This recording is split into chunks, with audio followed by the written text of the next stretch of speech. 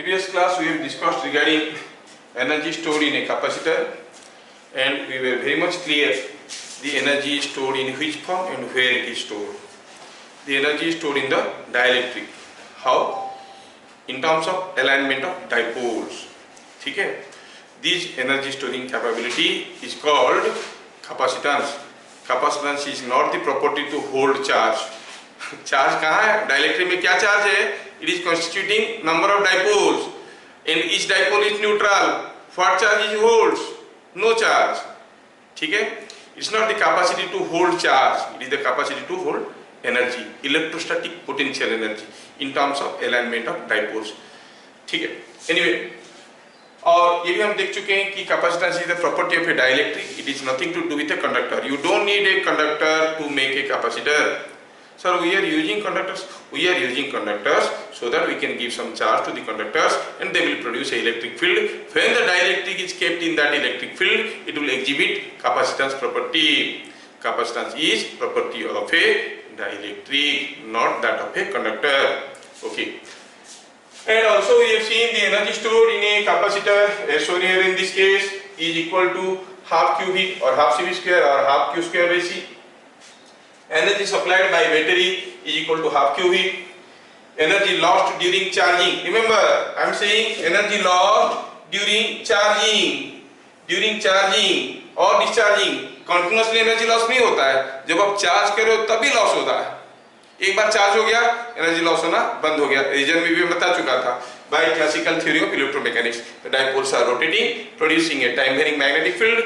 They are interacting with a time varying electric field. Electromagnetic waves are radiated. ठीक है? अच्छा.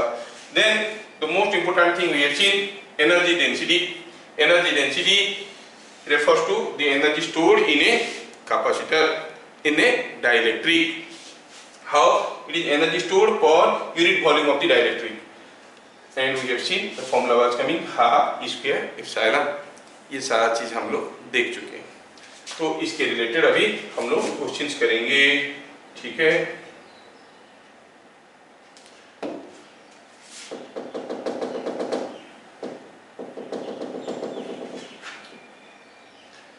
Let us see some questions.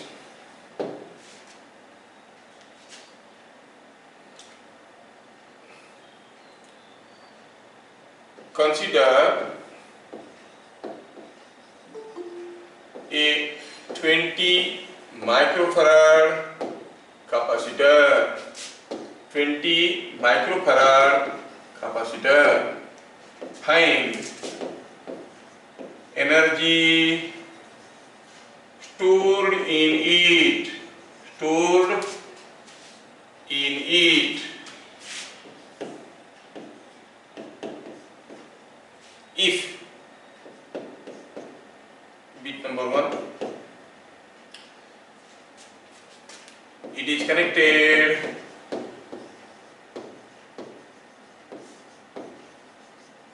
across a 12-volt battery,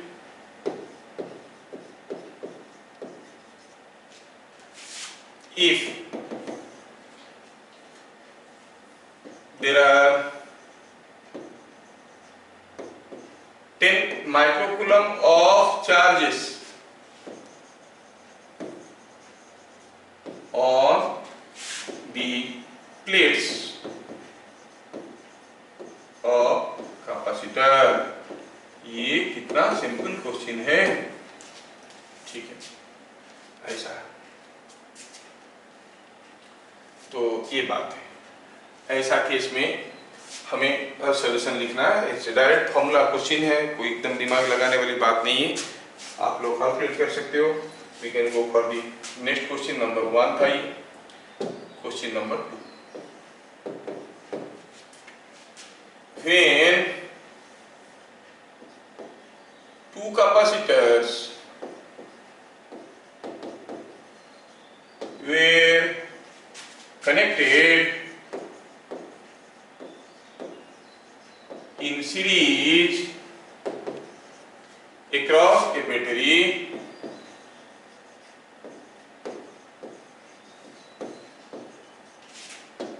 the energy stored in them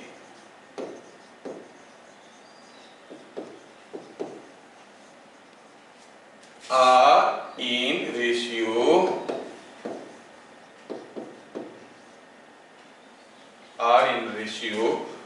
2:3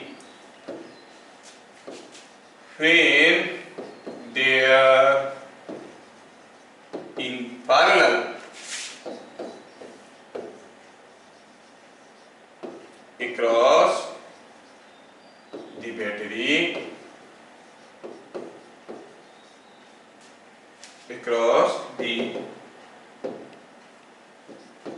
battery, if the energy stored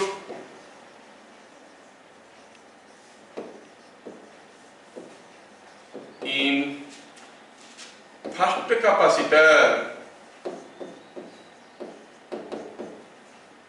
is 60 microjoules, what is energy in second capacitor? कितना simple question है, ठीक है। Board में बहुत simple question आते हैं, मेरा काम करवाना है तो थोड़ा मैं करवा लेता हूँ, समय तो है हम लोगों के पास, ठीक है।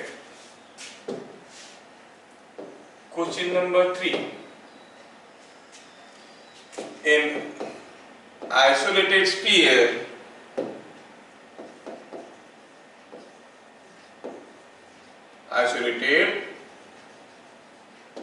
conducting sphere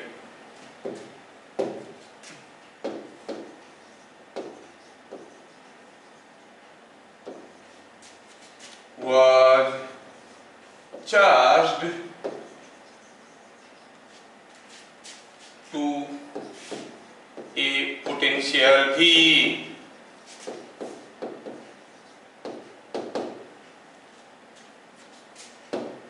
Find energy stored in the system.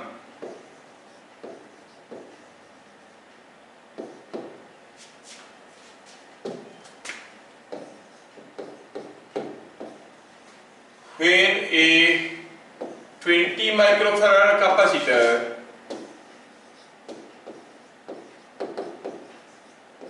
is connected across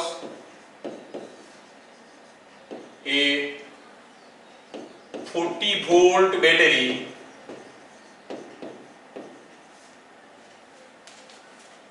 find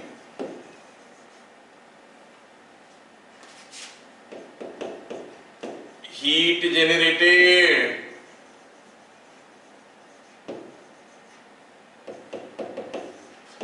energy supplied by battery,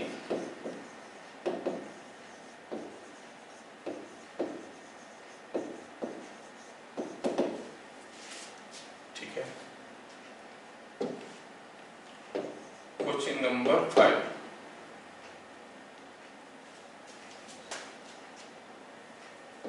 a parallel plate air capacitor was charged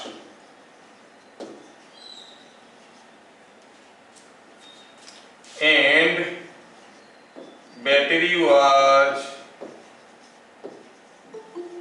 disconnected.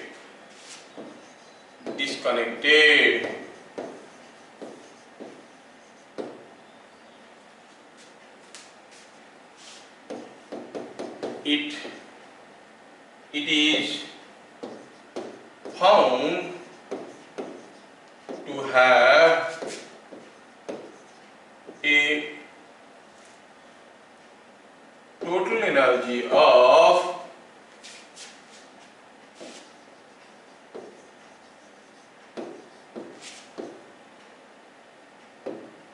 100 100 microjoules. If this capacitor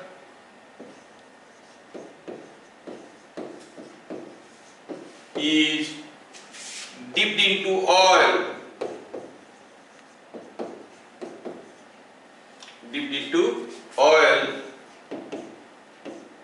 क्या दिया है? ऑयल का वैल्यू दिया है epsilon r is 4. Find what will be energy in system. Energy in system. तो ये सारा question हमें करना है, तो एक एक करके करेंगे. Each question I'll spare 30 seconds. You can think, you can do. There are very easy questions. Try. आप लोग ट्राई कर चुके हो, अब मुझे करना है. Time is over. Now let us see कैसे करेंगे. कितना सिंपल है. क्वेश्चन नंबर 1 जिनका नहीं हुआ है वो देख सकते हैं. क्या है? Consider a 20 microfarad capacitor. C is given 20 microfarad. ठीक है. Find energy stored if it is connected. Bit number 1 में क्या दिया है? The potential difference applied across the capacitor. कितना? 12 वोल्ट. जब कोई बैटरी 12 वोल्ट का कैपेसिटर में लगा देंगे, what will be the final potential difference across the capacitor? Same as the battery voltage, that is 12 volt. तो हम कहेंगे VC इज आल्सो 12 वोल्ट. तो हम कहेंगे what is the energy store. हाँ, एनर्जी का तो फॉर्मूला हमें मालूम है, हाफ C VC का square. VC remember, VC is the potential difference across the capacitor. हाँ, तो ये हो गया हाफ 20 12 का स्क्वायर. कितना आ गया ये? It is 144 into 10, 1440. ध्यान रहे माइक्रोजूल्स, इट इज माइक्रोजूल्स. यूनिट में लिखना प्रॉपर्ली. बिट नंबर 2 में बताया है कि charge on the plates of the capacitor is 10 microcoulomb. अब क्या फॉर्मूला लगाएंगे? दिया है कि चार्ज इज 10 माइक्रोकूलम. अच्छा, तो फिर एनर्जी का क्या फॉर्मूला लगाएंगे? हाँ, हमें मालूम है, it is Q square by 2C. Q square मतलब 10 माइक्रोकूलम, 10 इंटू 10 पावर माइनस 6 का स्क्वायर. 10 इंटू 10 पावर माइनस 6 दो बार लिख दिया. बाय 2 इंटू C कितना है? C is 20 microfarad. 20 into 10 power minus 6. हाँ, तो जब ऐसा चीज सामने आया, एक 10 पावर माइनस 6 दूसरा कैंसिल हो गया, और आपको क्या मिल गया? यहाँ पे मिल गया इक्वल टू कितना हो गया? देखिए तो ये हो गया 20 105. It is 42.5. It is 10 into 10. 100 by 40 is 2.5 into 10 power minus 6. हम सारे को MK सिस्टम में दे आए हैं, तो जूल्स लिखेंगे या फिर कहेंगे 2.5 माइक्रोजूल्स. ऐसे भी कह सकते हैं. कितना सिंपल है. Next question. मेरे ख्याल से ये सबको समझ में आया. एकदम दिमाग लगाने वाली बात नहीं था, बहुत ही सिंपल है ना? ठीक. Let's go to the next. फिर two capacitors were connected in series across a battery. The energy stored in them are in the ratio 2:3. जो दो कैपेसिटर को सीरीज में लगाया गया, जब दो कैपेसिटर को सीरीज में लगाया गया तो पता चला उनमें जो एनर्जी स्टोर हुआ that was in the ratio of 2:3. ठीक है ना? तो चलो बात ऐसे करते हैं कि supposing the two capacitors are C1 and C2. इसको हम किसी एक बैटरी के अक्रॉस में लगाएं, तो सॉल्यूशन बनाने की कोशिश करें. जब बैटरी के अक्रॉस में लगाया, you know in series Q is same. तो हम कहेंगे energy of the first one by energy of the second one is equal to Q square by 2C1 divided by Q square by 2C2. so that is same as C2 by C1 which is given 2/3।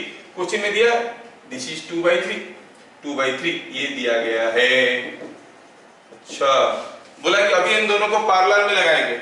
Now when they are connected in parallel, when they are in parallel तो you say V is same on both, दोनों में V बराबर होगा।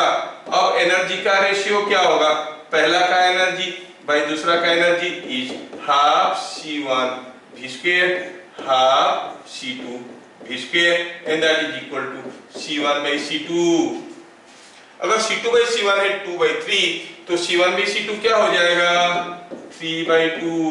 हमें क्या दिया गया है, energy stored in the first battery each first capacitor is 60 माइक्रोजूल्स, दूसरे में कितना है, इसका मतलब हुआ 60 by En2 is equal to 3/2।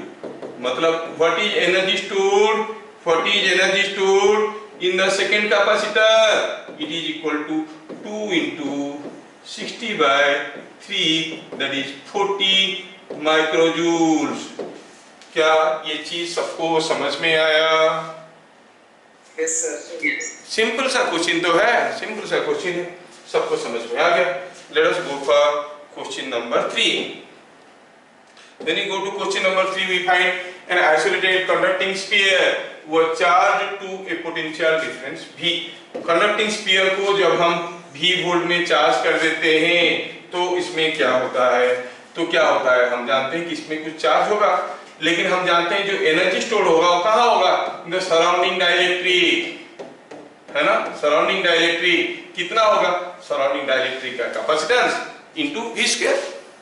सो हम कहेंगे सॉल्यूशन में ऐसे कहेंगे C, रेडियस दिया है R, charge conducting in isolated conducting sphere was charge to a potential V। अच्छा इसमें अस्यूम रेडियस R लिखना चाहिए, नहीं तो नहीं बनेगा। Assume radius is equal to R ये लिखना है, नहीं तो नहीं बनेगा। आपको रेडियस नहीं दिया रहेगा you can not find out. Assume radius is equal to R ऐसे दिया है तो हम कहेंगे कैपेसिटेंस कितना होता है, इट इज 4 पाई। ये नहीं दिया है कि किसी मीडियम में डुबाया हुआ है, we will assume it is to be an isolated means it is in air, तो 4 पाई एप्सिलॉन 0 R हो गया कैपेसिटेंस। सो एनर्जी क्या हो जाएगा, it is half C V square. Simply डालो क्या हो गया 2 pi epsilon 0 R V square. So simple expression, the energy will be half CV square।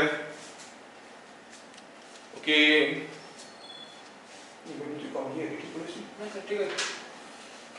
ठीक है। Question number 3 is understood। Question number 4, 20 microfarad capacitor is connected across a 40 volt battery, find heat generated। हैं heat generated कब हुआ, कैसे हुआ, कहाँ हुआ? अरे जब हम बैटरी को कैपेसिटर को चार्ज कर रहे थे, एनर्जी कैपेसिटर में स्टोर हो रहा था, कुछ एनर्जी लॉस हो रहा था in the dielectric in terms of electromagnetic waves. Usually they are of low frequency, they do not come out of the dielectric, they can not penetrate and they are absorbed and develop heat. So what is the heat generated means the energy lost. हम कहेंगे यहाँ पे solution में सीधे सीधे लिखेंगे heat generated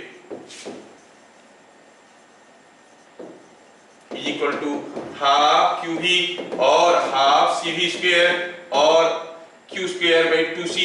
जो भी है जितना एनर्जी स्टोर होता है इतना ही हीट जनरेट होता है। यहाँ पर क्या दिया है, C दिया है और V दिया है, तो सीधे फॉर्मूला लगाओ, इट इज हाफ C हो गया 20, V हो गया 40 का square, it is coming 1600 and this is 10, 16000 microjoules. This is the amount of heat generated.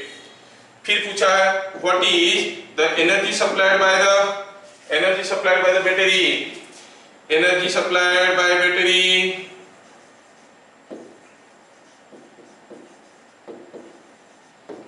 Battery क्या फॉर्मूला लगाएंगे इसमें, इज इक्वल टू आप कह सकते हो QV और CV स्क्वायर और क्यू स्क्वायर बाई सी। हाँ ठीक है, तो अगर ये हाफ सी वी स्क्वायर का वैल्यू ये निकला है तो सी वी स्क्वायर का क्या होगा 32,000 माइक्रोजूल्स। The energy supplied by the battery is 32,000 माइक्रोजूल्स। ये बिट नंबर 2 जेई मेन में एक बार आ गया, उसके बाद ये क्वेश्चन पॉपुलर हो गया। उससे पहले एनर्जी सप्लाइड बाय बैटरी को कोई इंपोर्टेंस देता नहीं था। लोग सोचते थे कि जितना एनर्जी बैटरी दे रहा है वही तो स्टोर हो रहा है, कहाँ जाएगा एनर्जी। ठीक है, next question number 5। A parallel plate air capacitor was PPAC, मतलब parallel plate air capacitor was charged and battery was disconnected. अच्छा, it is found to have a total energy of 100 microjoules. अच्छा, तो हम क्या कहेंगे, एक बार बैटरी डिस्कनेक्ट हो गया, what will remain same across the capacitor? हम कहेंगे when battery is disconnected,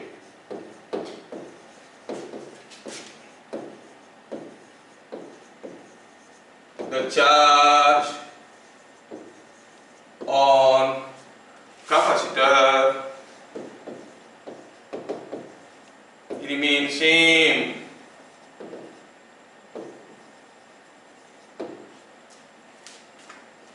तो let Q1 is Q is equal to charge on capacitor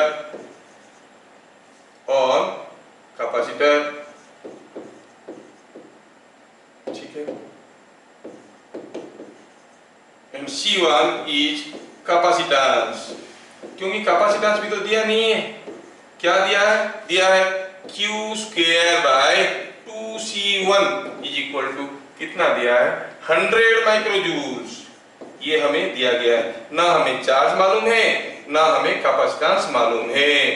ठीक है, now when dipped in oil, ये एयर कैपेसिटर था, जो नया कैपेसिटेंस क्या हो जाएगा, जो दोनों प्लेट थे उसके बीच में ऑयल चलाएगा नहीं, तो नया कैपेसिटेंस क्या हो जाएगा, C1 क्या था, C1 was nothing but A epsilon 0 by D। अब C2 क्या हो जाएगा, A epsilon 0 epsilon R by D, मतलब epsilon R का तो वैल्यू दिया हुआ है 4, so it becomes same as 4C1। ठीक है, it becomes 4C1। अच्छा, अभी ये एनर्जी कितना हो जाएगा कैपेसिटर में, now the energy stored Q square by 2C2, that is 1/4 times Q square by 2C1। C2 के जगह 4C1 लिख दिए। Q square by 2C1 is given 100 microjoules, so this comes out to be 25 microjoules, is coming out to be 25 microjoules।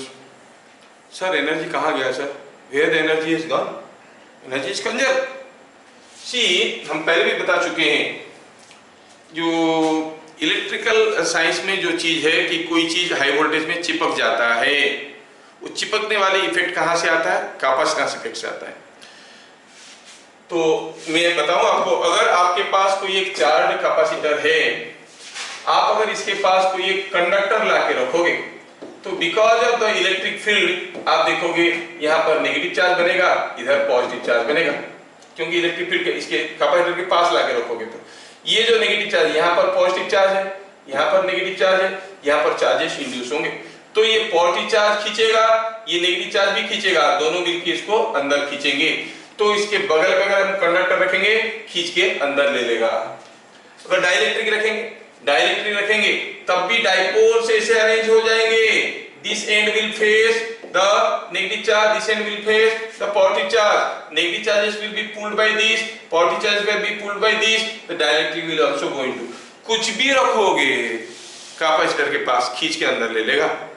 and when it is pulling it in, work is done by the system forces, energy of the system will decrease। तो इसमें कुछ energy था, जब ये इसको खींच करके move कर ले आया तो some work is done in pulling it in, so energy of the system decreases.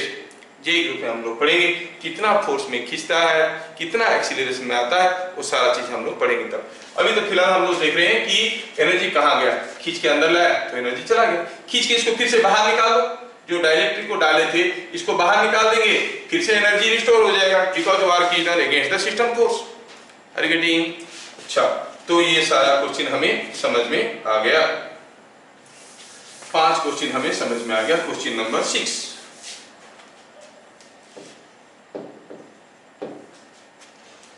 a 10 microfarad capacitor was charged to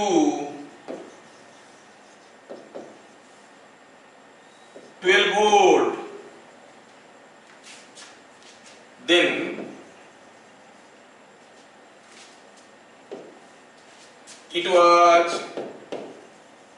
connected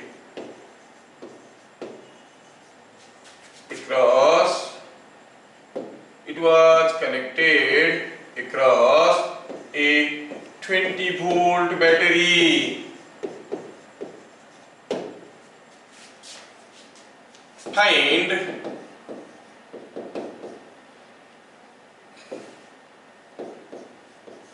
energy supplied by battery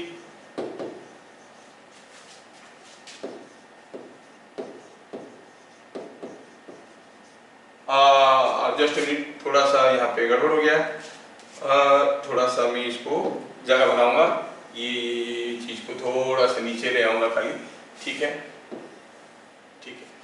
current equation से 20 volt battery with like polarities together, polarities together, ठीक है। Find energy supplied by battery and with number 2, heat generated in the process.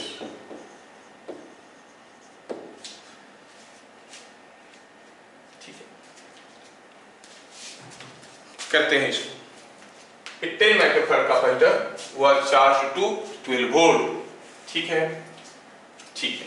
तो solution ए से start करते हैं। Q1 और ऐसे initially C1 कितना है? C1 तो है 10 माइक्रोफैराड। अच्छा, Q1 कितना? Q1 इज CV, C1, अच्छा V1 लिख देते हैं, पहले हम लिखेंगे V1, सो V1 वाज कितना वोल्ट? इट वाज 12 वोल्ट, है ना, V1 was 12 volt, so Q1 होता है CV, that is 120 microcoulomb. Energy कितना था? एनर्जी 1 इनिशियली, पहले क्या था starts? Half CV square, half CV square और Q स्क्वायर बाई 2C, कुछ भी कर सकते हो। हाफ CV स्क्वायर करेंगे तो हाफ 10, C कितना? 10, तो 10 हो गया, B स्क्वायर हो गया 144, so it is coming out to be, how much it is coming out to be? 1440 by 2 is 720 micro joules. ये था स्टार्टस इनिशियल। अब ये कैपेसिटर चार्ज हो गया है, कैसे? कितने वोल्ट को? 12 वोल्ट को चार्ज हो गया है। ये पॉजिटिव है, नेगेटिव है, कैपेसिटेंस है C1, सब कुछ दिया हुआ। अब इसको क्या किए हम लोग? दूसरे एक बैटरी 20 वोल्ट की बैटरी के साथ लगा दी। चलिए सेकेंड केस में जब हम ये चार्ज कैपेसिटर को किसी बैटरी के साथ लगाया विथ लाइक पोलैरिटीज टुगेदर, ध्यान से देखना, मतलब इसका पॉजिटिव, इसका पॉजिटिव, इसका नेगेटिव, इसका नेगेटिव, नहीं, ठीक है। तो अब कैपेसिटेंस क्या होगा sir? C = Q by V, ये V बढ़ गया है तो V पहले क्या था? V के पहले क्या था? 12 वोल्ट, अब क्या हो गया है? 20 वोल्ट, तो V बढ़ जाएगा तो कैपेसिटेंस घट जाएगा क्या? Will the capacitance change? क्योंकि V बढ़ रहा है, C equal to Q by V।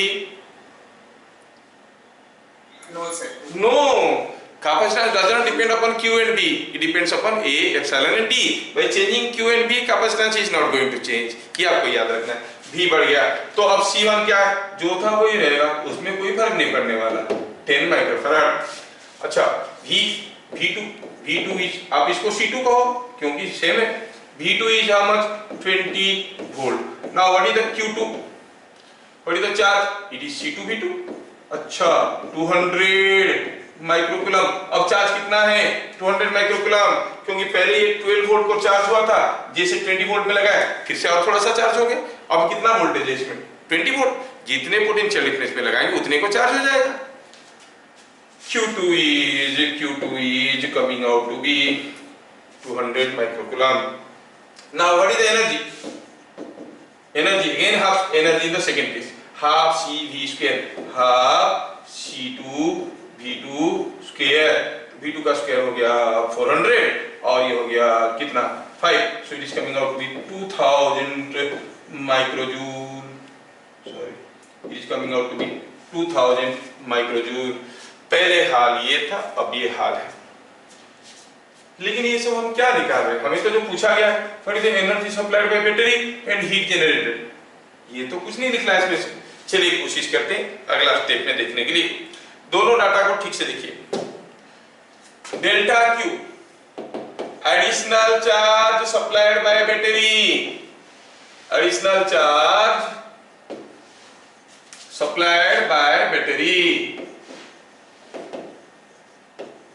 by the battery, by the 20 volt battery, 20 volt battery। कितना? अरे पहले कुछ चार्ज था, अब कुछ चार्ज है। पहले क्या था? It was 120 माइक्रोकूलम, अब कितना है? 200 microcoulomb. Oh, so it is 200 minus 120 is 80 microcoulomb. कौन दिया?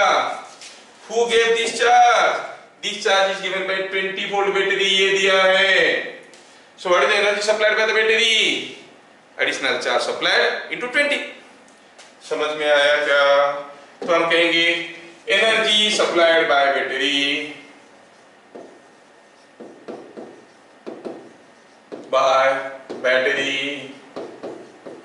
कितना हो गया?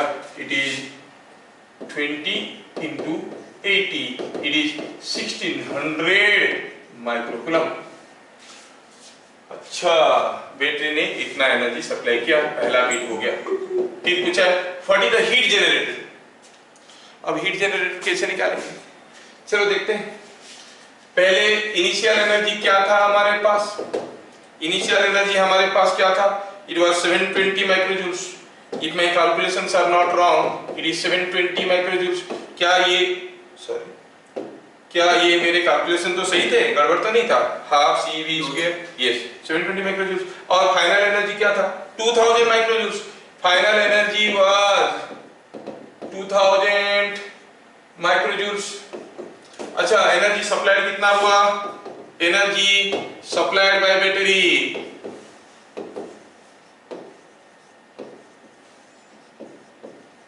Is equal to 1600 microjoules. थोड़ा ध्यान से तीनों चीजों को देखो। पहले 720 माइक्रोजूल था, अब 2000 है। मतलब एनर्जी बढ़ गया। कितना बढ़ गया? This minus this. कितना बढ़ गया है? Additional energy store, additional energy store, additional energy कितना स्टोर हो गया भाई? अब है 2000, पहले था 720, is coming out to be 1280, नहीं 13, नहीं 1280 है, 1280 माइक्रोजूल्स है ना। ये 1280 माइक्रोजूल्स एडिशनल एनर्जी स्टोर हुआ।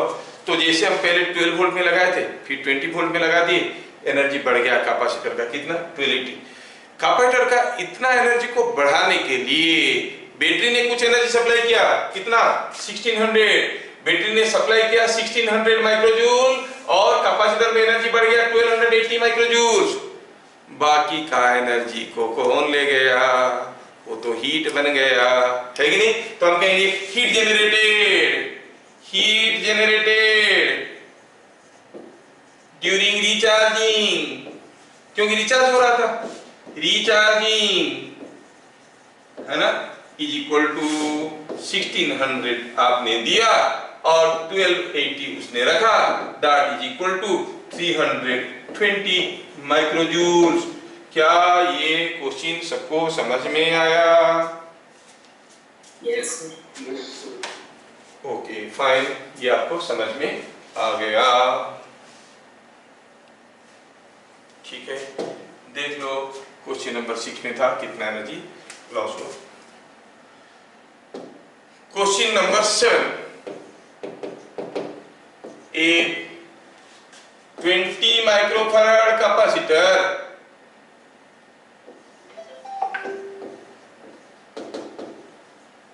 was charged to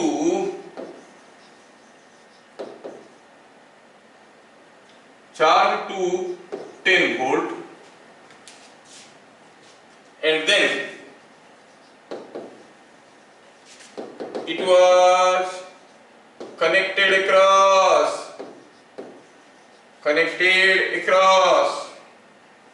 it was connected across an uncharged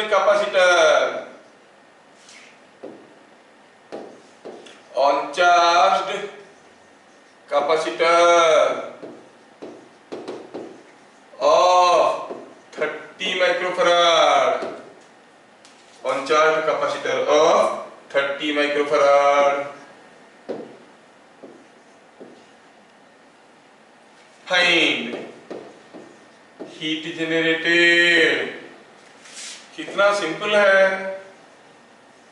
कितना हीट जनरेट होगा ये पूछा गया है। मेरे ख्याल से आप लोग इसको ट्राई कर सकते हो।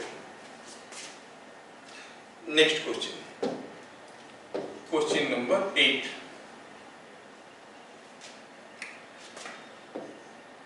ए नंबर ऑफ नंबर नहीं, चलो इन जनरल कर लेते हैं,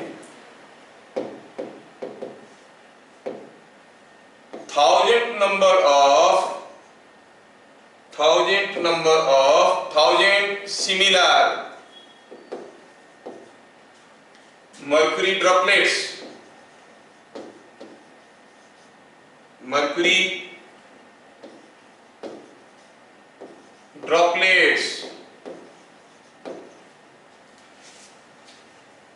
similar mercury, 1000 similar mercury droplets each charged to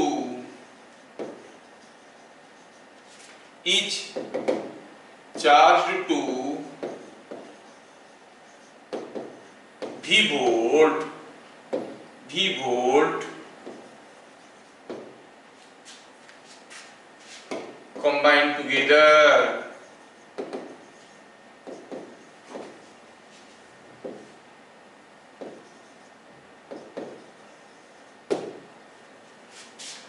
What will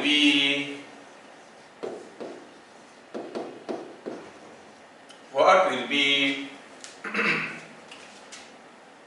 the change in electrostatic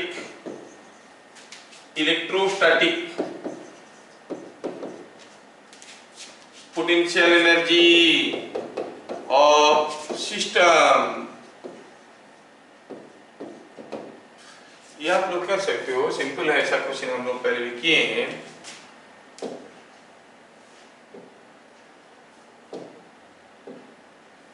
question number 9,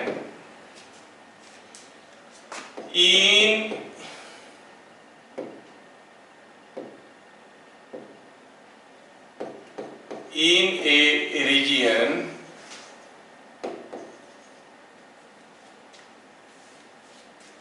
of oil medium within bracket epsilon r is equal to 4, a uniform electric field, a uniform electric field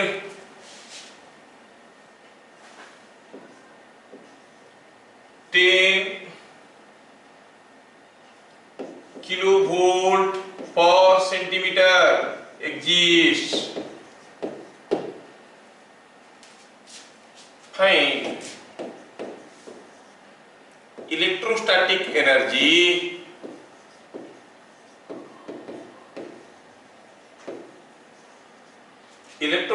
energy stored in a volume of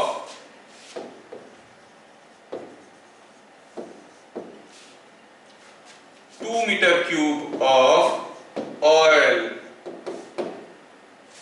तो आपके सामने 3 question फिर से आ गए. Question number 7, 8 and 9. ठीक है, देख लो, ये 8 है, ये 9 है. ठीक है,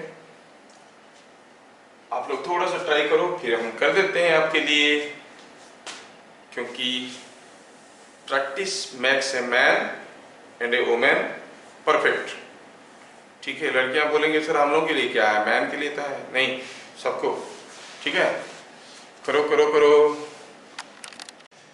चलिए, you must have tried, now let me try. आप अपना आंसर मेरे आंसर के साथ मैच करवाना. अगर मैच कर गया तो आपका सही है, अगर मैच नहीं किया तो मेरा गलत है. नहीं, मेरा गलत नहीं होगा. I am doing it very carefully. आपका गलत है. सी क्या दिया? A 20 microfarad capacitor was charged to 10 volt. Then it was connected across an uncharged capacitor of 30 microfarad. Find the heat generated. 20 microfarad था और ये चार्ज हो गया था कुछ 10 वोल्ट में. ठीक है, 10 वोल्ट में चार्ज हो गया था. इसका मतलब इसमें एनर्जी था. कितना एनर्जी था? एनर्जी था हाफ CV², हाफ 20 into 10 का square, that is 1000 micro joules. खत्म. इसको लेके लगाए हम 30 माइक्रोफैराड वाला कैपेसिटर के साथ. अब इसको लाके लगाया 30 माइक्रोफैराड के साथ. Now what was the charge here? What was the charge here on the capacitor? The charge remains same. The charge will be distributed. तो अब क्या हो जाएगा, हम बताए थे V कॉमन पोटेंशियल डिफरेंस. अगर याद होगा तो आप बता दोगे. कॉमन पोटेंशियल डिफरेंस आपको याद होगा तो हो जाएगा. क्या था? It was C1 V1 plus C2 V2 by C1 plus C2, ऐसे करके किए थे. लेकिन इसमें क्या वोल्टेज था? स्विच ऑन करने से पहले इसमें तो कोई वोल्टेज, V2 में कोई वोल्टेज नहीं था. ये ऑनचार्ज था 30 माइक्रोफैराड नहीं, और पोटेंशियल डिफरेंस क्या था? 0. इसमें था 20 माइक्रोफैराड, पोटेंशियल डिफरेंस था 10 वोल्ट, इसमें 0 वोल्ट. वैल्यू डाले. कॉमन पोटेंशियल का क्या हो जाएगा? 20 into 10 प्लस 30 into 0. क्या फॉर्मूला याद आ रहा है? 20 प्लस 30. तो ये कितना हो गया? ये कितना हो गया? ये हो गया कितना? ये 200 by 50 is 200 by 50 is 4 volt. अच्छा, ये हो गया. Now the potential difference across this after switching it on. The potential difference बन गया कितना? 4 volt potential difference. Now the common potential difference is 4 volt. अगर कॉमन पोटेंशियल डिफरेंस 4 वोल्ट है तो फिर what is the energy stored in the system? ये जो system को हम देख रहे हैं, ये सिस्टम का पोटेंशियल डिफरेंस हम लोग देख चुके हैं, तो हम कहेंगे एनर्जी स्टोर्ड. और now what is the capacitance? C net It is 20 is in parallel with 30 is 50 microfarad. So what is the final energy now? ये पहले जो एनर्जी था इनिशियल एनर्जी था. This energy was initial energy. नहीं, अब final energy क्या हो गया? CV स्क्वायर हाफ 50 इंटू 4 का स्क्वायर है कि नहीं? Is it coming 300 माइक्रोजूल्स? कितना आ रहा है ये? 400 माइक्रोजूल्स. अच्छा, पहले था 1000 माइक्रोजूल, अब है 400 माइक्रोजूल. बाकी क्या हुआ? क्योंकि जैसे इसको कनेक्ट किए ये डिस्चार्ज होने लगा, ये चार्ज होने लगा. इसमें भी एनर्जी लॉस हो गया, इसमें भी एनर्जी लॉस हो गया. तो हम कहेंगे energy lost is equal to, पहले था 1000, अब है 400, अब है 400 इज इक्वल टू 600 माइक्रोजूल्स. पूछा था what is the heat generated? Heat generated is 600 माइक्रोजूल्स. क्या चीज सबको समझ में आया? Yes. Yes. यस. चलिए देखते हैं अगला. 1000 similar mercury droplets each charged to V volt. ओहो, अच्छा, तो क्या कहेंगे? चलो मानते हैं कि R is radius of droplet. ठीक है, radius of droplet, और R is radius of bigger drop. Before we go for any calculation, क्या आप में से कोई गेस करके बता सकता है? 1000 ड्रॉपलेट्स, उनके पास कुछ एनर्जी थे, वो सारे जुड़ गए. बड़े वाले के पास जो एनर्जी होगा वो इनिशियल टोटल एनर्जी से ज्यादा होगा कि कम होगा? Come. सोचो. इनिशियल टोटल एनर्जी से ज्यादा होगा कि कम होगा? सोचो.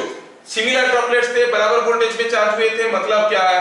सबके पास कुछ पॉजिटिव चार्ज था, है ना? जब इनको हम पास लाए तो क्या हुआ? दोनों जुड़ गए, मतलब now the positive charges are brought close. When the positive charges are brought close, energy of the system will increase or decrease? Increase. Because there was a repulsive force between them. और ये combine हो रहे हैं जबरदस्ती, energy बढ़ जाएगा. 1000 droplet जब जुड़ जाएंगे, उनके पास शुरू में जितना एनर्जी था, final energy will be much more than that. कहां से आया वो energy? Where from this energy has come? इससे तो बढ़िया से हम एनर्जी बना सकते हैं. इंडिविजुअल ड्रॉप को चार्ज कर लो और लाके उसको कंबाइन करवा लो. तो कैसे एनर्जी बढ़ गया? इसमें हुआ यूं कि ये एक ड्रॉपलेट था, ये दूसरा ड्रॉपलेट था, दोनों जब जुड़े वो एक कॉमन ड्रॉपलेट बन गए. जब वो कॉमन ड्रॉपलेट बन गए, what you say about the surface area? Surface area increases और डिक्रीजेस? डिक्रीजेस. नहीं, सरफेस एरिया डिक्रीजेस. क्योंकि कोई भी बड़ा सा चीज को अगर आप टुकड़े टुकड़े करोगे, हर टुकड़ा का सरफेस एरिया, ये बड़ा चीज का हर टुकड़े का सरफेस एरिया को अगर जोड़ देंगे तो ये बड़ा वाले का सरफेस एरिया से ज्यादा हो जाएगा. So when they all combine, surface area decreases. Surface potential energy, surface tension into surface area, surface potential energy decreases. Not only that, the pressure inside is also getting affected, है ना? The extra pressure, you know, P inside minus P outside was equal to 2T by R. T was surface tension. The pressure is also getting changed. So the pressure energy, pressure into volume is the pressure energy. Pressure energy is changing, surface potential energy is changing, and as a whole, electrostatic potential energy is increasing because वो सारा energy electrostatic potential energy में काम में लग जाते हैं. जैसे अगर मैं दो चार्ज को पास लाऊंगा, दो चार्ज को पास लाया तो क्या होगा कि पोटेंशियल एनर्जी बढ़ गया. तो जो बढ़ गया एक्स्ट्रा एनर्जी कौन दिया? मैं खींच के लाया.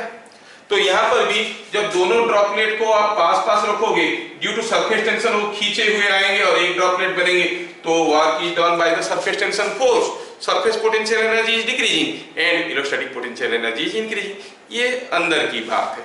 कुछ लोगों को जानने की इच्छा हुआ इसलिए मैं बता दी। तो ओवरऑली हमें समझ में आ गया कि the energy of the system will increase. अच्छा, आर अगर रेडियस है बिगर ड्रॉप का तो आप कहोगे वॉल्यूम तो सेम रहेगा, 1000 ड्रॉपलेट का वॉल्यूम और आखिर वाला जो सिंगल ड्रॉप बना बड़ा सा उसका वॉल्यूम बराबर रहेगा, सॉरी 4/3 पाई आर क्यूब। तो इससे क्या पता चला, आर इज 10R। अच्छा ये बात ठीक है, ठीक है। इनिशियल एनर्जी, इनिशियल एनर्जी कितना था, इनिशियल एनर्जी हर एक ड्रॉप के पास कुछ कुछ एनर्जी था, कितना, it was equal to 1000 into energy of each droplet half C v square. अच्छा तो it was 1000 into half, what is the capacitance of a droplet, उसका रेडियस तो स्मॉल आर ली, तो हम कहेंगे it is 4 pi epsilon r into v square. v कितना, v तो v है, v स्क्वायर। ये था एनर्जी। सिंप्लीफाई करें तो थोड़ा क्या मिला देखें, it is coming out to 4000 by 2 is coming out to be 2000 pi epsilon not r v square, इतना एनर्जी था, ठीक है। अब उसको जब हम सबको जोड़ देंगे, what was the initial total charge, it was 1000 into CV, हर एक में चार्ज था C into V, हर एक छोटे ड्रॉपलेट में चार्ज था C into V, तो it was 1000 into CV, so it is 1000, C कितना है 4 pi epsilon not R into V, ये था चार्ज। जब सारे ड्रॉपलेट जुड़ जाएंगे टोटल चार्ज बढ़ेगा कि घटेगा, total charge will remain same. So हम कहेंगे आफ्टर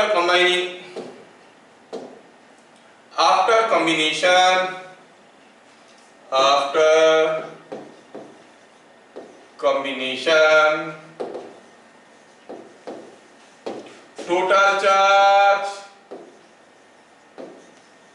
remain same,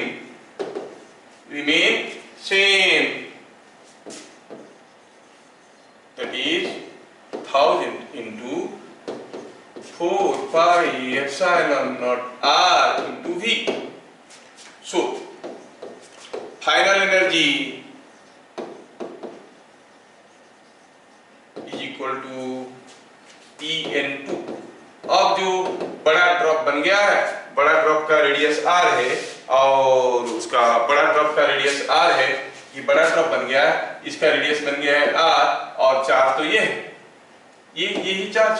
तो क्या कहेंगे energy is equal to I will say q square by 2c, c dash, चलो इसका कैपेसिटेंस को c डैश कहते हैं, वैल्यू डाला जाए q square 1000 into 4 pi epsilon naught r v का square by 2 into c, what is the capacitance of this 4 pi epsilon naught capital R। But capital R क्या था, ध्यान से देखो, कैपिटल R क्या था, it was equal to 10R।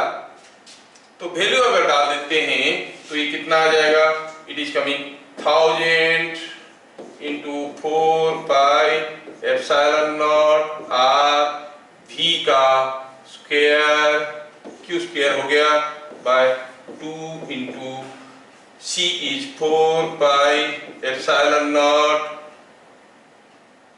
10r, ये हो गया, कैपिटल R के जगह में 10R लिख दिया, ठीक है। तो पहले था कितना एनर्जी En1, अब कितना एनर्जी है En2, what is the increase in energy और चेंज इन एनर्जी, हमें पता करना है what is coming out to be the change in energy, ठीक है, हमें पता करना है what is the change in energy. तो कैसे पता करेंगे चेंज इन एनर्जी, तो पहले थोड़ा इसको सिंप्लीफाई करके इसका एनर्जी कितना है ये इनटू निकाल लेते हैं, तो हम निकाल पाएंगे what is the change in energy. अच्छा, so what is this value coming out to be, this value is coming out to be 10 to the power 6, ठीक है। 4 पाई एप्सिलॉन 0 का स्क्वायर है, नीचे 4 पाई एप्सिलॉन 0 कैंसिल हो गया, 4 pi epsilon 0, ठीक है। नीचे एक 2 है, ऊपर एक v स्क्वायर है, नीचे है 20, नीचे है 20, तो 20 है, नीचे r, ऊपर r स्क्वायर, नीचे आ गया 20 दिस मच, देख लो, इनटू v स्क्वायर, देख लो मैं सिंप्लीफाई किया हूं, so it is coming out to be 5 into 10 power 4, 100 into 10 power 4, 20 से डिवाइड कर दिया, 5 into 10 power 4 into 4 pi epsilon 0 r v square, और थोड़ा सिंप्लीफाई करें तो ये 5 into 4 हो गया 20 into 10 power 4, 20 into 10 power 4 into 4 pi epsilon 0 r v square. अच्छा, कितना गुड का कैलकुलेशन हुआ। तो हम क्या कहेंगे, इनिशियली क्या एनर्जी था, 2000 pi epsilon 0 r v square, ठीक है। ये हो गया कितना, 200,000, 2 lakhs और 80 lakhs। Now what is the increase in energy,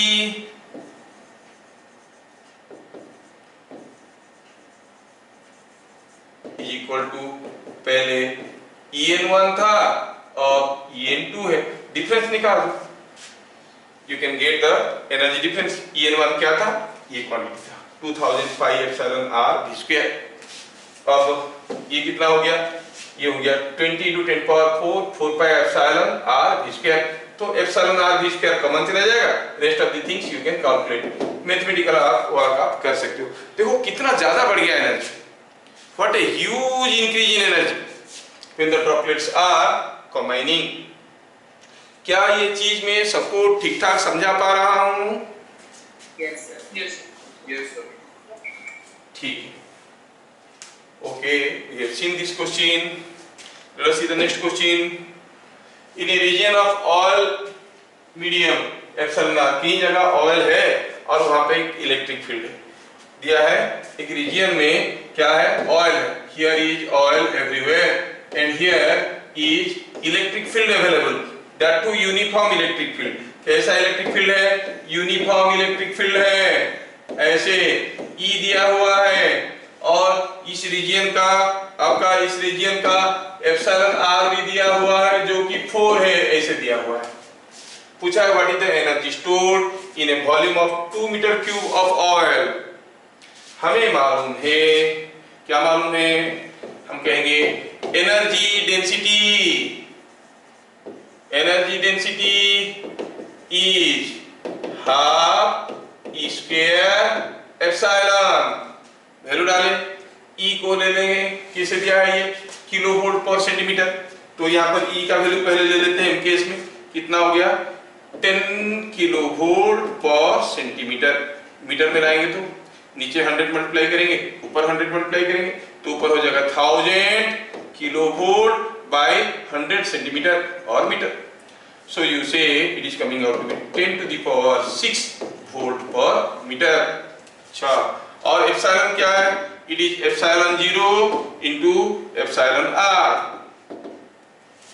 नहीं, epsilon r is already given 4, epsilon 0 का वैल्यू 8.854 into 10 power minus 12 लिख सकते हैं, लेकिन यूजुअली हमारे पास जो एक डाटा है उसी को यूज करते हैं।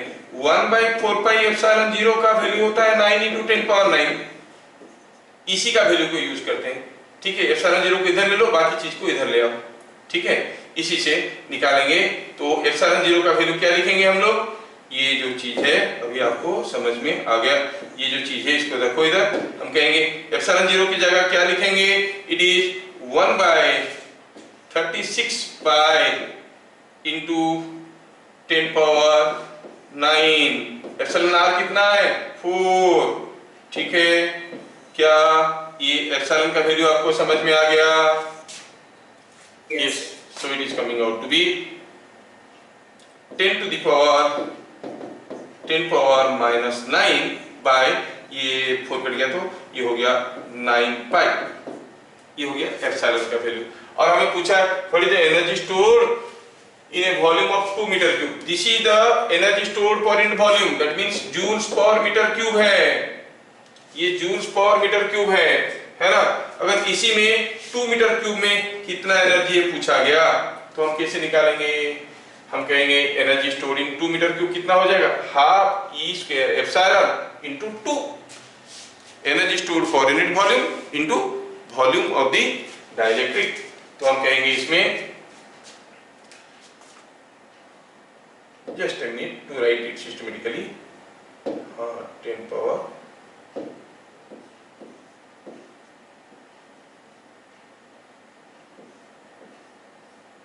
ठीक है, ये ऐसा है। तो 10 पावर 9 नीचे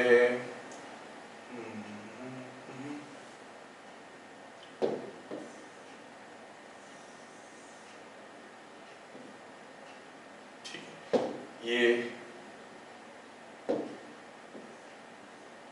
कंफ्यूजन नहीं होना चाहिए। It was how much, it was 1 by 36 pi into 10 power 9 into 4। हाँ, तो ये हो गया। अब वैल्यू निकालते हैं। If you want to find out the value of energy stored, आप इसको भगाओ इसको यहां से, फिर लिखो व्हाट इज एनर्जी स्टोर्ड। आप कहोगे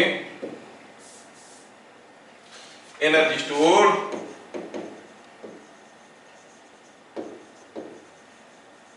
in a volume of 2 meter cube is equal to half E square into epsilon into 2। सबका वैल्यू मालूम है। E is given to you 10 power 6, half 10 power 6 का square epsilon 10 power minus 9 by 9 pi 10 power minus 9 by 9 pi into 2। Unit क्या होगा, joules, क्योंकि आपको energy पूछा गया है। सिंप्लीफाई करना आपके काम है। क्या चीजें समझ में आ रहे हैं? Yes, sir. ये जबकि जेई ग्रुप के लिए इसमें और काफी चीजें हमें सीखना है। Many things we have to learn, different types of capacitors है, वो सब है हमें देखना है। लेकिन बोर्ड में तो इतने के अंदर सारा चीज निपट जाएगा। ठीक है, तो आज की क्लास हम लोग यहीं पे ख़त्म कर देंगे।